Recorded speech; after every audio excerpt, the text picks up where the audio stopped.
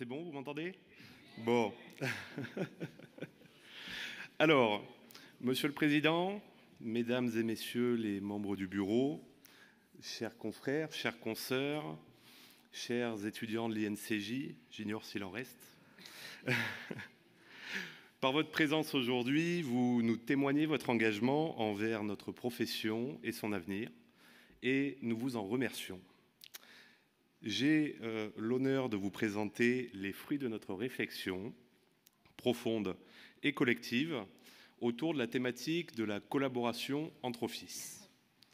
En ces temps de changement rapide et d'évolution constante des besoins juridiques de notre société, notre profession se doit d'être à la pointe de l'innovation et de l'adaptabilité. Nous sommes convaincus. Je n'avais pas vu que je n'avais pas lancé les slides. Première slide, magnifique. Alors, nous en sommes convaincus. Le moment est venu pour nous de repenser notre organisation et nos prérogatives. Au travers de propositions novatrices et pour répondre plus efficacement aux attentes des justiciables et aux défis de notre temps. Pour illustrer nos propos, j'ai deux petites questions à vous soumettre. Imaginez que vous soyez malade, ou vous prenez rendez-vous avec votre médecin, et sur le trajet, vous est-il déjà arrivé de vous demander si votre médecin allait être disponible pour vous recevoir? De la même manière, si vous êtes très malade et que vous vous rendez aux urgences, sur la route qui vous mène aux urgences, vous êtes-vous déjà demandé quels étaient leurs horaires d'ouverture? Bien évidemment, il s'agissait de questions rhétoriques, et la réponse est non, puisqu'un médecin indisponible ou indisposé ne cesse pas son activité. Le principe de permanence des soins est assuré. La médecine, au sens large, en tant que service public, ne fonctionne pas uniquement aux horaires de bureau. Alors, vous allez me dire, nous ne sommes pas un service public, pour autant nous sommes des auxiliaires de justice, délégataires de puissance publique, et nous avons quelques missions de service public, quoi qu'il arrive. Dès lors, le questionnement que nous avons eu a été de savoir comment nous pourrions répondre aux besoins permanents des justiciables en se basant sur le principe de la collaboration entre offices. Trois axes structurent notre réflexion. Le premier axe propose une innovation majeure dans notre mode de fonctionnement, l'introduction d'un statut de commissaire de justice remplaçant. L'objectif est d'apporter une flexibilité inédite dans la gestion de nos offices, en offrant un cadre structuré et sécurisé, pensé pour garantir les intérêts de toutes les parties impliquées. Le deuxième axe concerne cette fois-ci la création d'un service de garde, accessible 24 heures sur 24 et 7 jours sur 7, pour répondre aux crises et aux urgences. Alors, bien évidemment, on est tous habitués à gérer quotidiennement des urgences, à les prioriser, les hiérarchiser entre elles et à les traiter. La rapidité et l'efficacité de nos interventions sont essentielles. Et le but de ce service n'est pas de réinventer quelque chose qu'on fait déjà tous les jours, mais d'affirmer aux yeux du grand public notre extraordinaire capacité à nous mobiliser en tout temps et en tout lieu. En gros, il s'agit d'offrir une réponse quasi immédiate aux situations d'urgence. Quant au troisième acte, nous sommes des spécialistes de la procédure et nous avions à cœur de proposer une procédure innovante dans un domaine où nous sommes assez peu mobilisés. Il s'agit de la lutte contre le harcèlement scolaire. Constitution de preuves, soutien aux victimes, mise en cause des responsabilités, déjudiciarisation. Il s'agit de 4 objectifs qui nous parlent, dont on est déjà chargé dans plusieurs missions. Et on peut se dire, après tout, dans la lutte contre le harcèlement scolaire, on ne pense jamais à nous, alors qu'on est spécialisé dans ces 4 domaines et que notre contribution devrait être automatique et évidente. Le but, pour nous, est de renforcer notre engagement dans la protection des plus vulnérables et contribuer davantage au bien-être social. Ces axes de réflexion ne sont pas de simples propositions. Il s'agit de solutions clés en main et les bouleversements de notre société nous imposent de prendre les mesures nécessaires pour affirmer et réaffirmer notre pertinence et notre efficacité. Alors, avant de passer la parole à ma formidable équipe, nous vous proposons de visionner une courte vidéo d'interview qui ont inspiré ces solutions et qui servira de prélude aux discussions riches et éclairantes que nous aurons par la suite. Nous vous remercions pour votre engagement. Ensemble, tournons-nous vers l'avenir avec audace et conviction.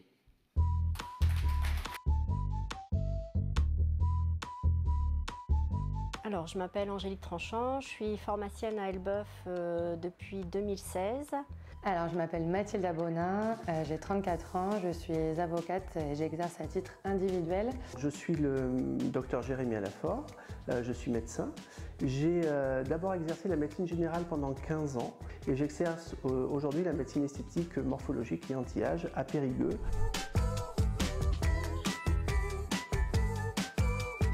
En médecine, avoir recours au remplacement, c'est vraiment quelque chose d'extrêmement répandu. J'ai recours régulièrement à des remplacements puisque en pharmacie d'officine, la présence d'un pharmacien diplômé est obligatoire. En règle générale, ce sont les pharmaciens adjoints qui travaillent déjà au sein de l'officine qui modifient leur planning pour pouvoir remplacer le pharmacien titulaire. Au niveau de la profession médicale, le mécanisme des remplacements est extrêmement simple et codifié. On a des contrats types qui existent en fonction des spécialités exercées. Les deux parties se mettent d'accord sur les dates de remplacement, globalement le mode de rémunération, et après le contrat est envoyé à l'ordre qui doit le valider obligatoirement avant le début du remplacement. En termes de remplacement, les avocats ne fonctionnent pas du tout comme les médecins. Le barreau de Bordeaux a mis en place un système qu'on appelle les carpistes. Si on ne peut pas se rendre à l'audience, on peut écrire à cet avocat carpiste. C'est le seul mécanisme qui existe. Est-ce qu'on a des hésitations, nous, dans le domaine médical, à avoir recours au remplacement? Globalement, absolument pas. C'est vraiment tellement courant, on commence à travailler en étant remplaçant, que c'est quelque chose qui est naturel. Alors, les pharmaciens titulaires font tous des gardes de jours fériés, de dimanche et de nuit. J'ai fait dans mon activité précédente beaucoup de gardes de médecine générale. On doit participer à la permanence des soins. Alors nous, on n'appelle pas ça des gardes, on appelle ça des permanences. On s'inscrit sur des listes auprès du barreau de Bordeaux pour dire « je veux participer à ces permanences ». Alors, la réticence des patients à avoir recours aux médecins de garde, non. Les gens savent que ça existe. Et je connais aucun justiciable qui s'est plaint de venir gratuitement pour avoir des conseils. Il y a deux types d'activités médicales en France. Il y a d'un côté les médecins salariés et qui donc vont être rémunérés la plupart du temps forfaitairement par l'hôpital pour X heures de garde réalisées. Et à côté des médecins salariés, vous avez les médecins libéraux qui eux sont rémunérés à l'acte. Alors la question de la rémunération pour les permanences, elle diffère en fonction des permanences justement, et c'est la CARPA qui rémunère l'avocat. Et ça, c'est un tarif fixé par l'État, c'est-à-dire qu'on sait qu'une garde à vue, c'est tant. À l'inverse, pour toutes les autres permanences, elle ne sera pas rémunérée par le barreau de Bordeaux, mais c'est censé nous aider à développer notre clientèle. Alors nous sommes rémunérés par la CPAM par astreinte sur un forfait et nous avons un honoraire de dispensation de garde par ordonnance délivrée. C'est pas l'aspect financier souvent qui va motiver les avocats qui s'inscrivent pour faire les permanences, c'est plus une philosophie. Alors il y a les jeunes avocats qui débutent et là on se fait la main sur les permes, mais c'est aussi est-ce que nous on considère que tout le monde a le droit d'être défendu et donc, dans notre activité, on accepte qu'il y ait une part qui soit à l'aide juridictionnelle. Il est important qu'il y ait un système de garde de pharmacie pour la continuité du parcours de santé. Je ne pense pas que beaucoup de médecins fassent des gardes pour l'aspect financier. Nos patients ne sont pas malades que la journée entre 8h et 19h. La maladie continue tout le temps et ça fait partie, si je puis dire, du métier. On est là pour ça, on est là pour soigner la population, pour la secourir.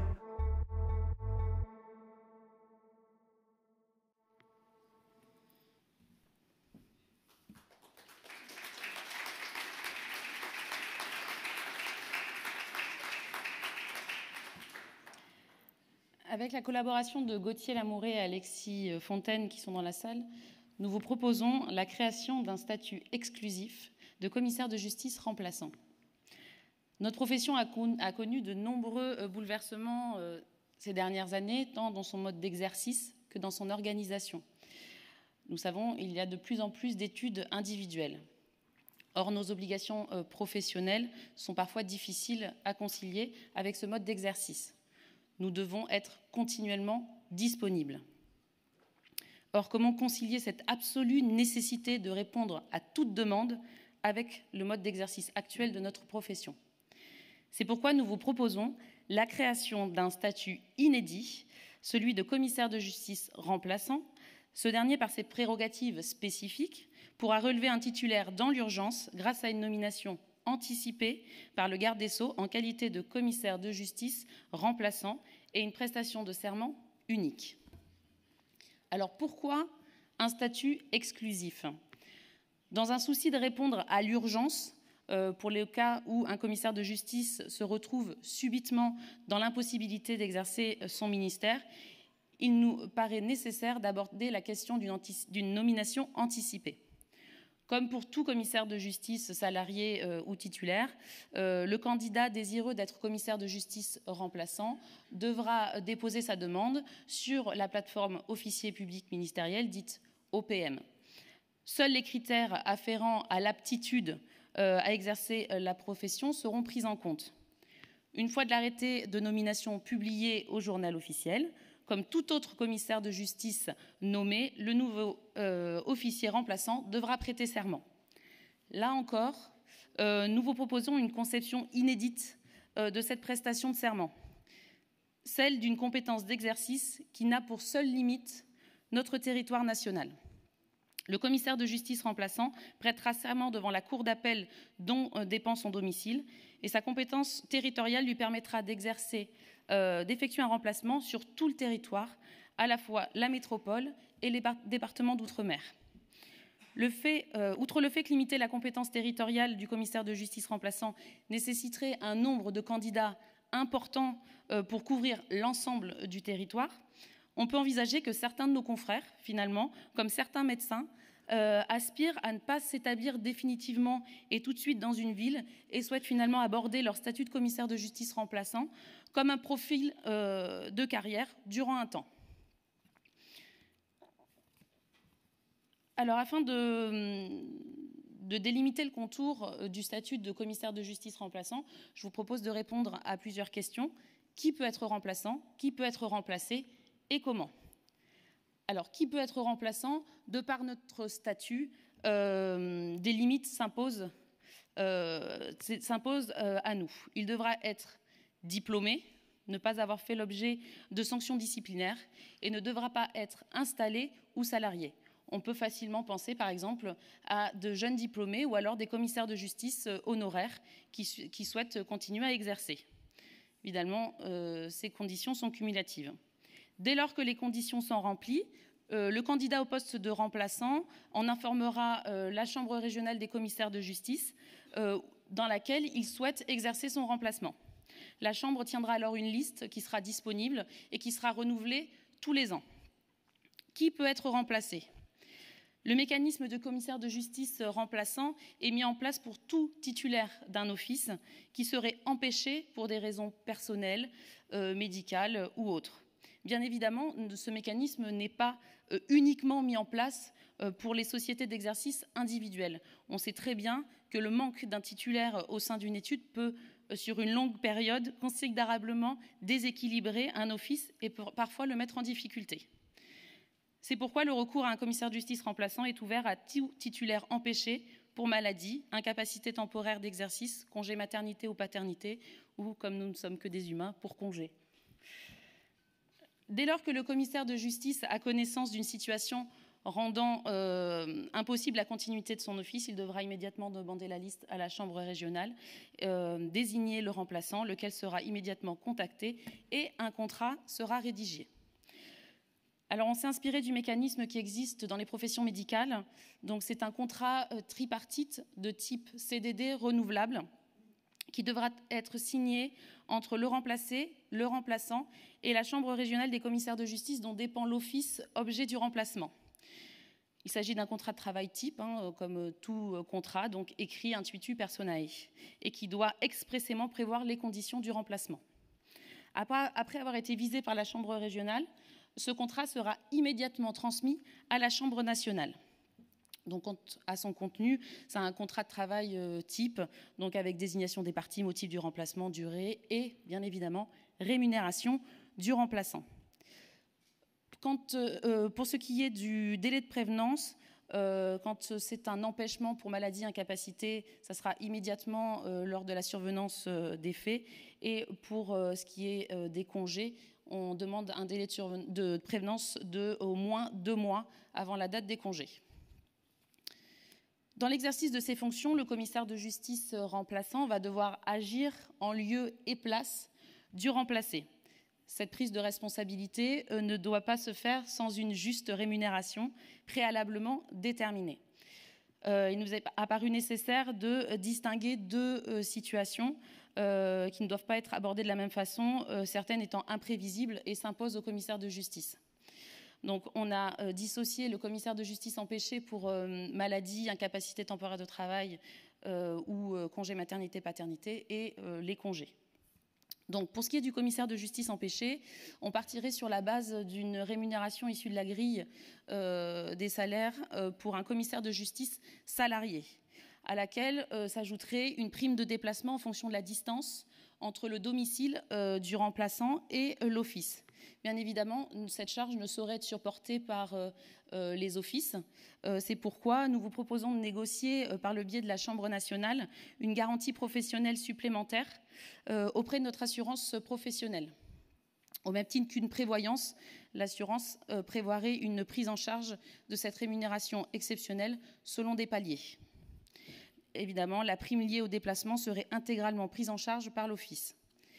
Pour ce qui est du commissaire de justice absent pour congé, on partirait sur la même base de rémunération, à savoir la grille des salaires pour un commissaire de justice salarié, à laquelle pourrait s'ajouter une rétrocession d'honoraires librement consentie entre les parties et prévue dans le contrat. Évidemment, le remplaçant sera soumis aux mêmes obligations que le titulaire empêché. Il aura une obligation de discrétion quant à l'activité du commissaire de justice remplacé, tant auprès des clients que des tiers. Il devra respecter le secret professionnel et ne pas discréditer le titulaire auprès de sa clientèle. Je sais qu'il y a une question qui est importante pour tout le monde, c'est celle de la concurrence. La crainte de nombreux commissaires de justice est de voir son office vidé de sa clientèle. Les professionnels de la médecine ont pallié cette difficulté par la création d'une disposition directement intégrée dans le Code de santé publique. Nous en sommes inspirés donc de l'article R 4127-86 du Code de la santé publique qu'on a essayé d'adapter à notre profession.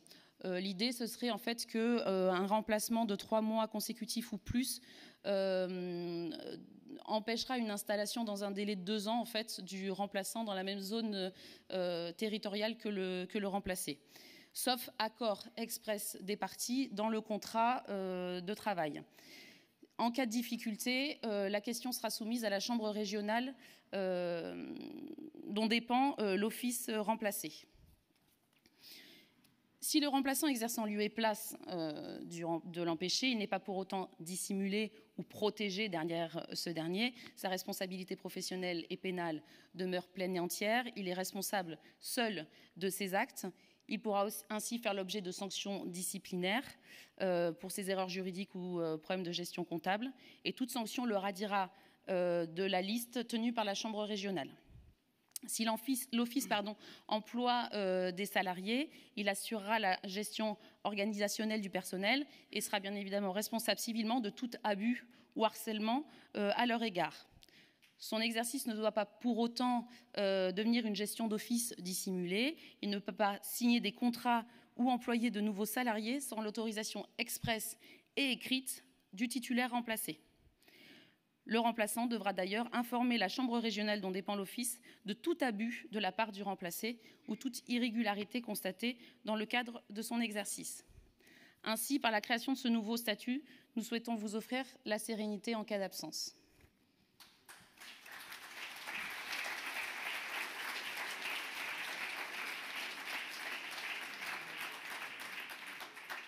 Et cette première proposition, vous l'aurez noté, est déjà une proposition ambitieuse, une proposition tournée vers l'intérieur de la profession. Je dirais même intimement tournée vers l'intérieur de la profession. Alors, dans un second temps, laissez-nous peut-être vous présenter 2 propositions complémentaires, 2 propositions au service du plus grand nombre, au service du justiciable. Sans transition supplémentaire, un commissaire de justice de garde. Eh bien oui, nous avons tous en tête les propos introductifs, les propos liminaires, dans lesquels nous voyons intervenir un médecin de garde, une pharmacienne de garde. Nous connaissons tous dans notre pratique l'avocat commis d'office. Alors pourquoi pas un commissaire de justice de garde? Pour répondre à des besoins toujours plus importants, à des crises toujours plus nombreuses, des crises qui, vous l'aurez remarqué, s'intensifient, s'amplifient. Mon confrère parlait tout à l'heure de répondre à un besoin en tout point du territoire, en tout lieu, en tout temps, à tout horaire. Alors, le premier objectif massif de cette proposition, c'est de préserver le droit des justiciables. Pillage, instabilité politique, coronavirus, incendie. C'est à cela que nous allons devoir faire face. Et pour faire face à ces nouvelles situations, eh bien, il va falloir s'adapter. S'adapter avec la poursuite d'une disponibilité permanente, d'une réactivité sans réserve et finalement d'une compétence toujours plus accentuée. L'idée, c'est finalement de permettre aux justiciables de mobiliser en tout point du territoire et à n'importe quel moment un commissaire de justice. Et ça, vous allez me dire, oh, je me tourne vers le professionnel de proximité avec lequel je suis habitué à travailler à l'accoutumée. Eh bien, l'innovation, c'est que finalement, une crise qui se manifeste par un ancrage multiple, des situations plurielles, va permettre de saisir, de mobiliser un important réseau de confrères, s'il le fallait simultanément, à l'échelle d'une ville, à l'échelle d'un département, mais à l'échelle d'une région, et pourquoi pas couvrir, s'il le fallait, si la crise en faisait pressentir le besoin, eh bien, sur tout le territoire. Donc, c'est rien de moins que cela qu'ambitionne cette première proposition complémentaire de commissaire de justice de garde. Alors, nous avons répondu au pourquoi un commissaire de justice de garde. Peut-être vous demandez-vous maintenant comment permettre une telle mécanique. Eh bien, l'idée, c'est finalement d'instaurer, de créer des listes de commissaires de justice de garde volontaires dans un premier temps, de les voir ensuite affectés par le bénéfice de nos institutions. Pourquoi pas planifier autant que peu tout cela un petit peu en amont par un calendrier. Les avocats connaissent bien la matière et sont déjà rompus à l'exercice, alors pourquoi pas nous? Et enfin, si j'ai envie de vous dire pourquoi faire compliqué quand on peut faire simple, mettre à disposition du plus grand nombre un numéro vert, un numéro de téléphone qui est à la portée finalement de n'importe quel justiciable, doublé, le cas échéant, d'une plateforme interactive, d'une plateforme web qui, je veux dire, est dans l'ère du temps et puis surtout permettrait d'avoir une visibilité en direct des commissaires disponibles, des commissaires mobilisables et puis, pourquoi pas, de les mobiliser tout de suite.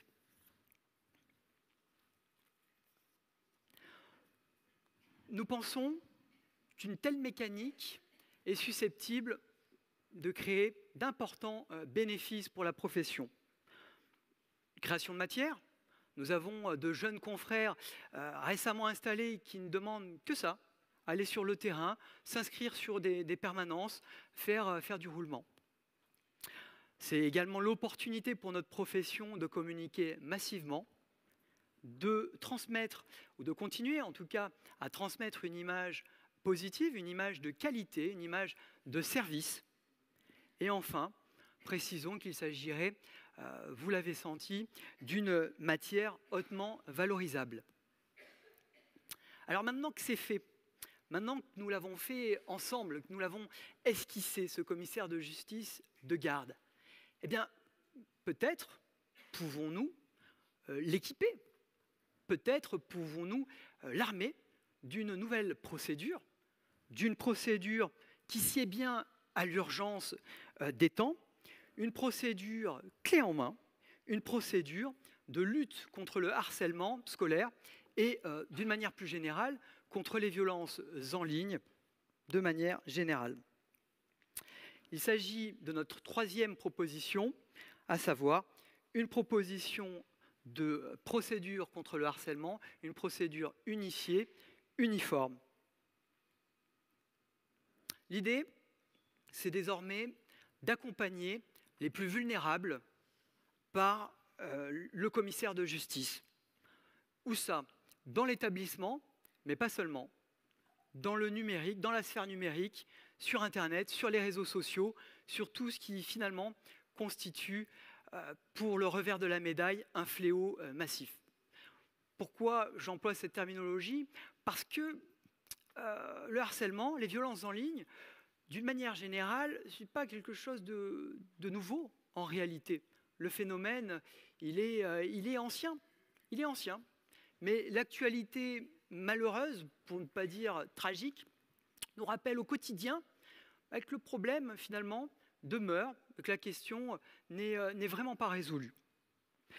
Pour autant, les autorités publiques ont pu s'emparer, ont eu l'occasion de s'emparer de la difficulté, et c'était tout l'objet de la proposition phare qui prévoyait différents plans, différentes mesures pour tenter d'endiguer le phénomène. On peut citer pêle-mêle un plan de prévention, des actions de formation dans les établissements, la participation des élèves, même avec des élèves ambassadeurs, donc quelque chose de très inclusif finalement. Et force est de constater, ou peine l'est, de dire qu'aujourd'hui, eh bien, la question demeure, j'allais dire, perfectible.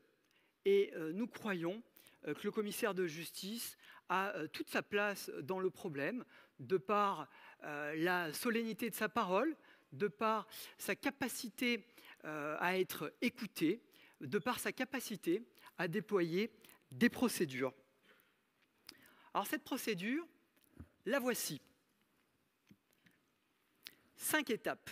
5 étapes où le commissaire de justice se fera à la fois constatant, officier public et ministériel, autorité constituée et enfin organe répressif.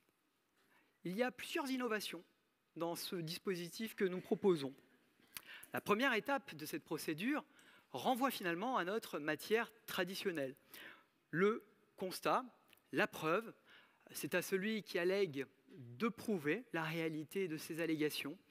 Eh bien, nous sommes tous, plus ou moins, de manière hétérogène, habitués à dresser des procès-verbaux de constat Internet ou de messagerie téléphonique.